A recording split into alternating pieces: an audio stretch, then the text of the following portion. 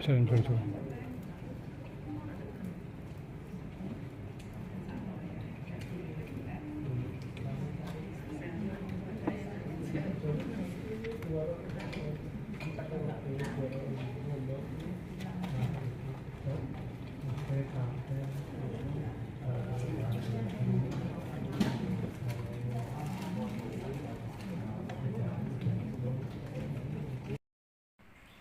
Sebab kalau berhasil, seluruh anggota tubuh kita akan berhasil.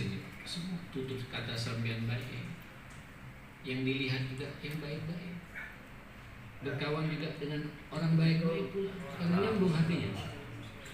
Apalagi kata Rasulullah, al-arwah, roh manusia ini, hati-hati manusia ini ruhun mujannadah, ibarat tentara yang saling menguatkan satu sama lain. Ya, akan nyambung Pak, orang yang ikhlas dengan yang ikhlas pula nyambung. Itu dampaknya, pengaruhnya luar biasa. Kita sudah membahas, saya juga tidak akan mengulangi lagi. Ini ada YouTube-nya juga, Pak, disimpan kan? Silahkan dilihat pengajian saya kemarin.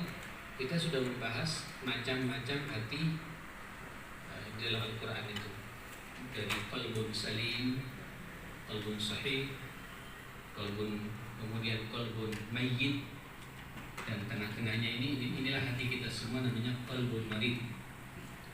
Apa itu kriteria hati yang salim, yang benar, yang sahih, yang sehat? Apa pula kriteria hati yang mati? Itu hatinya orang kafir, ya, Yahudi, Nasrani, Majusi, ahli maksiat, ahli bidah, dan lain sebagainya. Nah, yang repot tengah-tengah, Pak, tidak sakit, tidak sehat, tidak mati, tidak sehat. Namanya apa? Sakit. Ini yang ada pada diri kita semua, termasuk yang berbicara. Tergantung kualitas sakit yang dirasakan. Ibarat sisik, ya, ada sakit kalau ringan flu, ya. Ada juga, Pak, dibiarkan flu, tidak diobat-obati, akhirnya jadi sinus, numpuk tumpukan nanah di mana? Di hidungnya ini, Pak. Lari ke sampingnya, ke sini, ke sinusnya, jamaah sekalian. Kalau nggak bisa frontal, Pak, naik ke atas, mukul kotak dan saraf matanya. Dalam diri manusia. Apa yang maksud dengan unsur nafas dalam diri manusia? Hukum apa? Dia maksud apa? Unsur nafas dalam diri manusia. Nafas dalam diri manusia. Hizbun nafas. Hizbun nafas. Unsur nafas dalam diri manusia. Enggak, apa maksudnya? Maksudnya apa pertanyaan ini, Pak?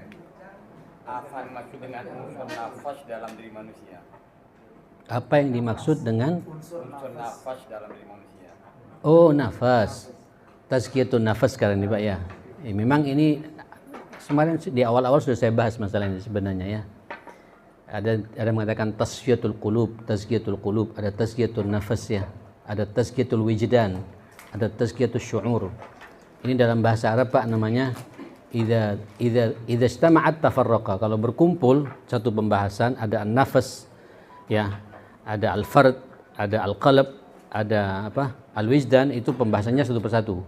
Tapi kalau kemudian dia berpisah, itu maknanya sama. Ketika kita membahas tazkiyatun nafas, pada hakikatnya kita sedang berbicara bagaimana kita membersihkan jiwa kita, ya, membersihkan hati kita, ya.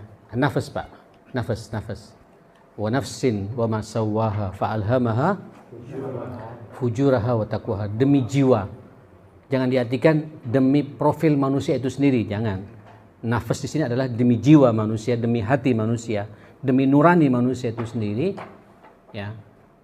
Fa alhamaha, yang kami kita sempurnakan penciptaannya, kemudian kami berikan potensi kepadanya, itu potensi fujur dan potensi apa? Takwa. Tapi kata Allah, qad aflaha man zakkaha, beruntunglah orang yang mensucikan dirinya, membersihkan dirinya. Dengan cara apa? Memperhatikan penyakit-penyakit hati, racun-racun hati ini, sampai kita kemudian hati kita betul-betul, jiwa kita ini, nafas kita, qalb kita, wijdan kita, syuur kita betul-betul kembali ke jalan yang Allah inginkan kepada kita semua, insyaallah. Naam. Naam, ya, fadhal ya, fadhal.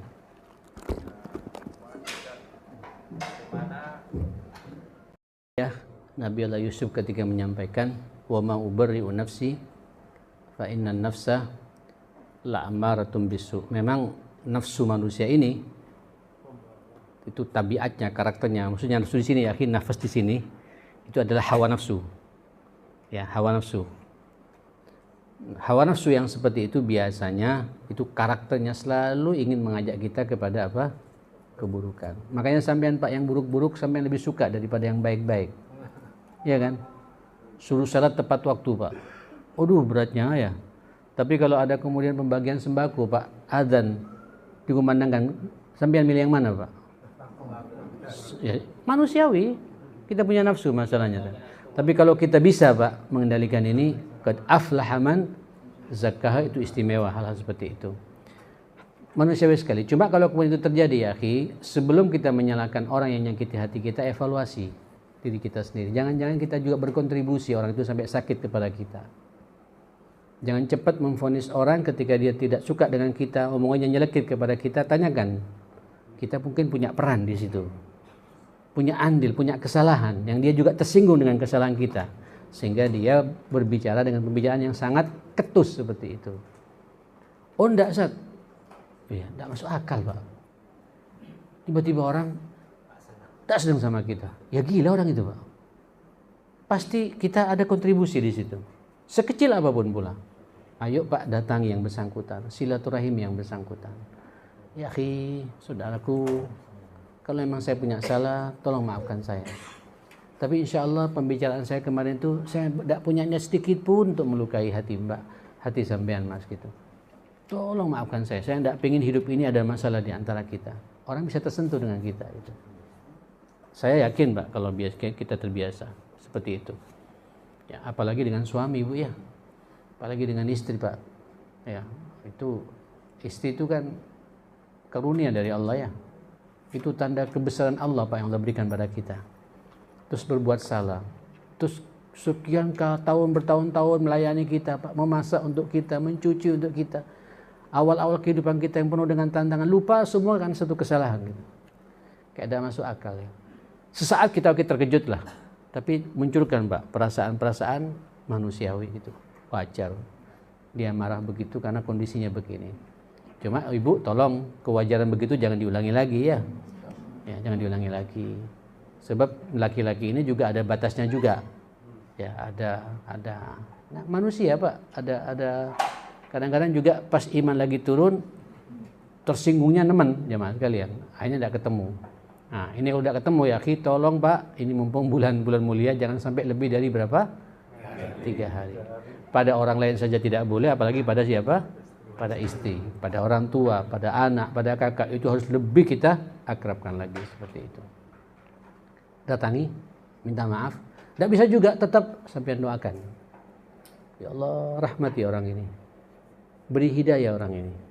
Satukan hati kami dengan hatinya orang ini. Kami tidak ingin bermusuhan dengan orang ini. Dan jangan dibicarakan keburukannya orang itu pada orang lain. Sampai nambahin masalah nanti.